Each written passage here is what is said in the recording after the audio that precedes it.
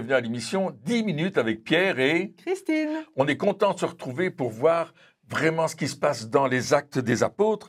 Et là, on va entrer dans le chapitre 9 où on va voir la conversion de Saul de Tarse, n'est-ce pas, le persécuteur de l'Église. C'est un homme qui est dans une grande colère parce qu'il ne comprend pas, lui qui est pharisien, né de pharisien, qui respecte la loi de Moïse, mais à fond, il ne comprend pas que des hommes peuvent prier et adorer et croire à un homme qui est mort. Et il pense que Jésus est mort. Ah oui, c'est ce et que tout le monde avait fait croire. Absolument, on essaie de le faire croire. Et puis lui, il ne comprend pas que des gens se tournent vers Jésus. Alors il persécute l'Église. C'est un homme qui est dans une grande colère, qui est vraiment fâché. Et il pense bien faire parce qu'il se dit c'est une fausse doctrine. Cette nouvelle doctrine, il faut l'éradiquer. Et on voit au chapitre 9 qu'il est vraiment dans cette colère-là.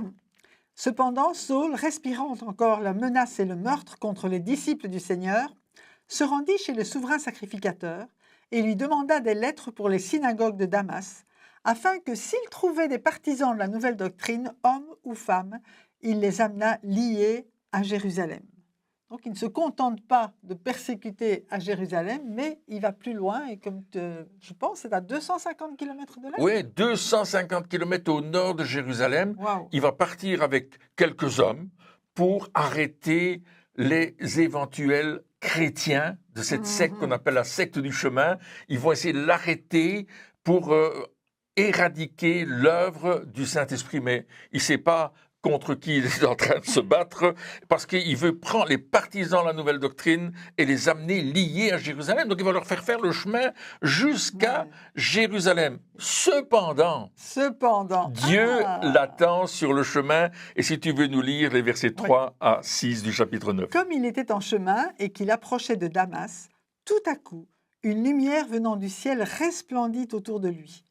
Il tomba par terre et il entendit une voix qui lui disait « Saul, Saul, pourquoi me persécutes-tu » Il répondit « Qui es-tu, Seigneur » Et le Seigneur dit « Je suis Jésus que tu persécutes. Il te serait dur de regimber contre les aiguillons. » Tremblant et saisi d'effroi, il dit « Seigneur, que veux-tu que je fasse » Et le Seigneur lui dit « Lève-toi, entre dans la ville et on te dira ce que tu dois faire. » Waouh, alors là, c'est cette lumière qui vient l'aveugler déjà, en fait, et cette voix qui vient du ciel, c'est Jésus qui lui parle directement. Oui. Alors lui qui voulait arrêter les chrétiens, c'est lui qui est arrêté. Ah bah oui. Il est arrêté en chemin dans sa course folle de colère et de violence. Il est arrêté en chemin et là, ce Jésus qu'il croyait mort, il le rencontre, il le voit, il vient lui parler, il a une rencontre avec ce Jésus vivant. Et au départ, il dit, mais qui es-tu ? Qui es-tu ? Et puis il dit, je suis Jésus que tu persécutes. Et là, il l'appelle Seigneur.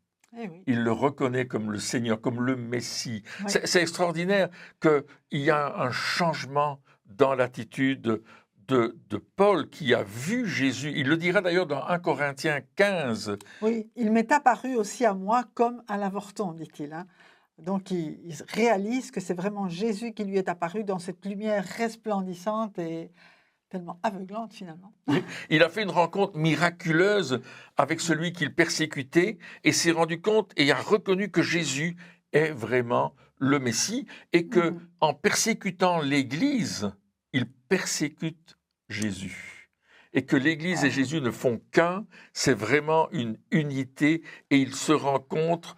De cela, il dit, je suis le Seigneur que tu persécutes. Je suis Jésus que tu persécutes. Et c'est là que Paul va poser cette question, Seigneur, que veux-tu que je fasse ? Alléluia. Il se rend compte vraiment de son erreur, tout comme les habitants de Jérusalem et du monde entier, en fait, avaient réalisé à la Pentecôte qui s'étaient trompés en faisant crucifier le Messie, et ils ont dit aussi « Hommes frères, que ferons-nous » et là, c'est pareil, c'est comme si c'est irréparable ce que je viens de faire, qu'est-ce que je dois faire maintenant ? Oui, et là, le Seigneur va lui dire « Lève-toi, entre dans la ville et on te dira ce que tu dois faire. » Donc, il va aller jusqu'à Damas, et la Bible nous dit qu'il va rester 3 jours sans voir, ni manger, ni boire, 3 jours pendant lesquels il va réfléchir à sa situation, il va remettre en question toute sa foi, Oui. il va repasser toutes les Écritures, parce qu'il connaissait les Écritures. Oui. Hein. Il va tout repasser et il va découvrir le Messie dans les Écritures. Je suis certain que le Saint-Esprit va le conduire. Ces 3 jours-là, c'est peut-être comme si on avait passé 3 ans à l'école biblique. Il y a quelque chose de fort. Mais il se passe quelque chose avec un nommé Ananias, et on dit Oui. ça au verset 12.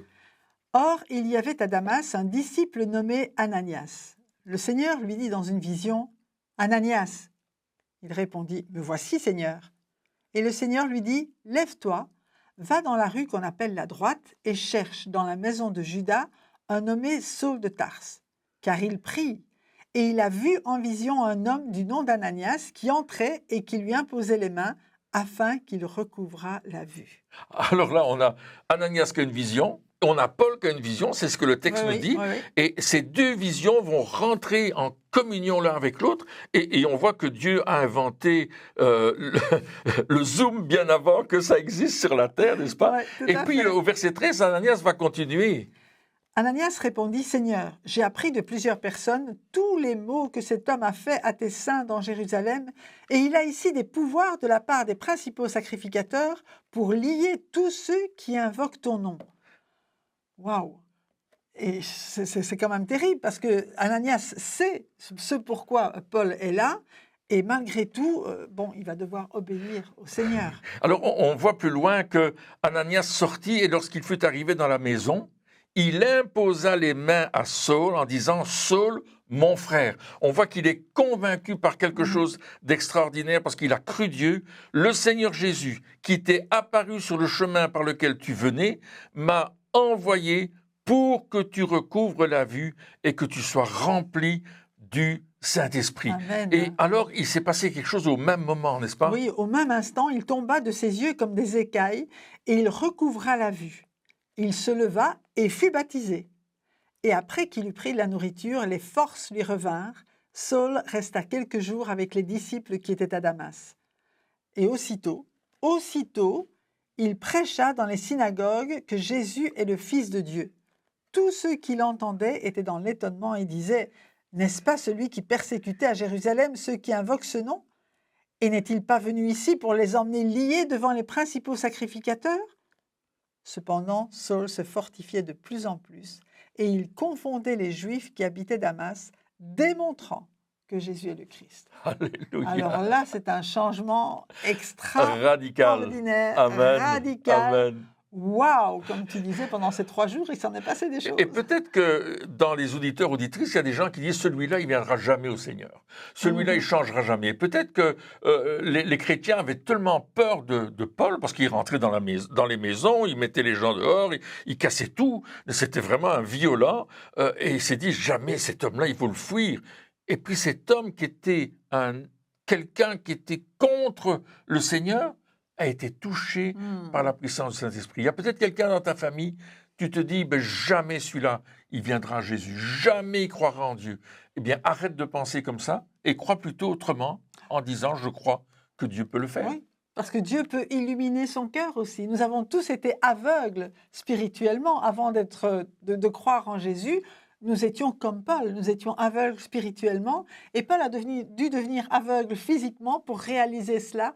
Mais quand il a recouvré la vue physique et spirituelle, waouh, ça c'était le changement. Oui, et on voit une chose, c'est que la religion de Paul, lui qui était pharisien, l'empêchait de découvrir le Messie. C'est vrai.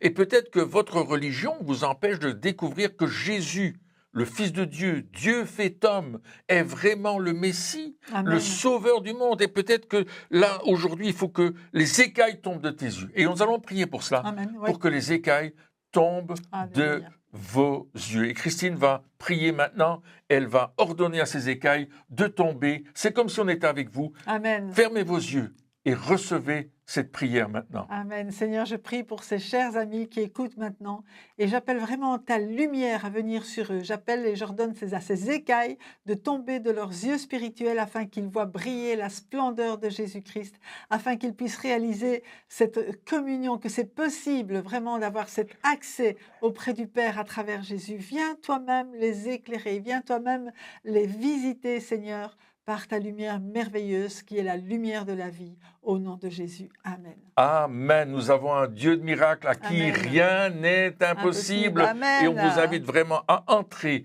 dans le surnaturel de Dieu. Que Dieu vous bénisse. Au revoir. Et à bientôt.